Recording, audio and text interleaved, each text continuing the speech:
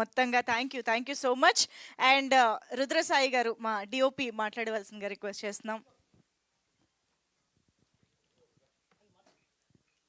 Yeah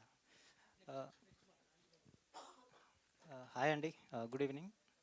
ఇక్కడికి వచ్చిన press వాళ్ళకి, ఇక్కడ ఉన్న పెద్ద వాళ్ళకి అందరికీ నమస్కారం అండి. నేను డిఓపిని ఈ సినిమాకి. సో సినిమా అయితే చాలా బాగా వచ్చింది. ఈ సినిమా ట్రీజర్ రిలీజ్ అయిన తర్వాత మేము ఎక్స్పెక్ట్ చేయలేదు ఇంత వైరల్ అవుతుంది అని చెప్పేసి.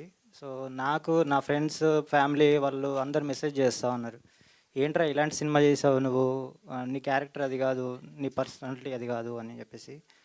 తర్వాత మాకు అంటే మా ఇన్నర్ ఫీలింగ్లో ఏంటంటే సినిమా ఏంటి అనేది మాకు తెలుసు. నేను భిక్షు గారు 7 ఇయర్స్ నుంచి ట్రావెల్ అవుతూ ఉన్నాము.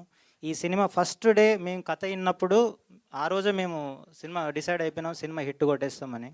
అలాగే తీసాం. ప్రొడ్యూసర్ గారు కానీ, డైరెక్టర్ కానీ, మేమిద్దరం అంటే ఎలా అంటే ఒక బ్రదర్స్ లాగా ఒక 6 ఇయర్స్ దీని మీద ట్రావెల్ చేసి వర్క్ చేసాము. బట్ ఇది ప్రతి ఫాదర్ అంటే డాటర్ ఉన్న ప్రతి ఫాదరు ఈ సినిమా ఖచ్చితంగా చూడాలండి. ఎందుకంటే అంటే డాటర్ అన్నప్పుడు కొన్ని ఎక్స్పెక్టేషన్స్ ఉంటాయి. అవి అంటే ఇప్పుడున్న జెన్జీ బ్యాచ్ డిజిటల్కి అంటే మొబైల్స్ ఎలా దాన్ని వాడుతున్నారు, లేదంటే సొసైటీలో ఎలా ఉంది, సొసైటీ వల్ల అమ్మాయిలు ఎలా మారుతున్నారు అనేది సినిమాలో చాలా బాగా చూపెట్టాము.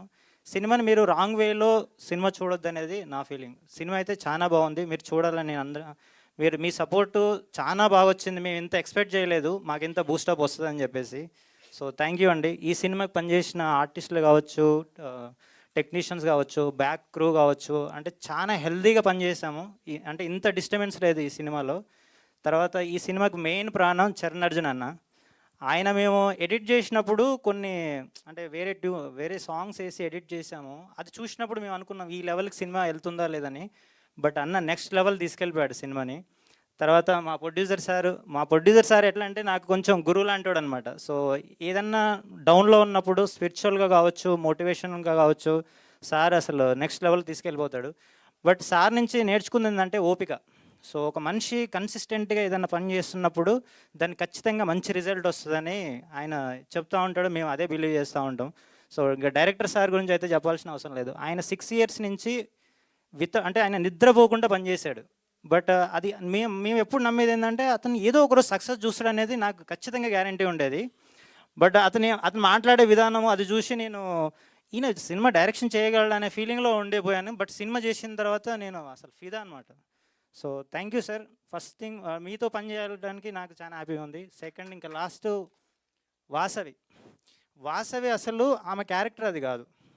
సో పాపం టీజర్ రిలీజ్ అయిన తర్వాత ఆ అమ్మాయి ఎంత స్ట్రగుల్ పడ్డదో, తర్వాత అమ్మాయి నాకు తెలిసి ఒక వారం రోజుల్లో నిద్ర కూడా పోయి ఉండదు. ఎందుకంటే నెగిటివ్ కామెంట్స్ ఎక్కువగా వచ్చాయి. బట్ సినిమా అది కాదు మాకు తెలుసు, కానీ బయట వాళ్ళ సొసైటీకి తెలియదు కాబట్టి. సో థ్యాంక్ యూ వాసవి, నీ ఓపికకు నీకు. తర్వాత మా hero, thank you bro, super performance. Thank you అండి. తర్వాత బెక్కం సార్, ఇలాంటి సినిమాని బెక్కం సార్ లాంటి వాళ్ళు, సురేష్ బాబు సార్ లాంటి వాళ్ళు ఉంటే ప్రొడ్యూసర్ లాంటి వాడు ఒక చెట్టులాగా నిలబడిపోతాడు అనేది. థ్యాంక్ యూ అండి, thank you. Me time waste చేసినందుకు థ్యాంక్ యూ. ఇంత చక్కగా మాట్లాడారు కదండి. Thank you so much. Sir Anji గారికి ఇచ్చేసేయండి.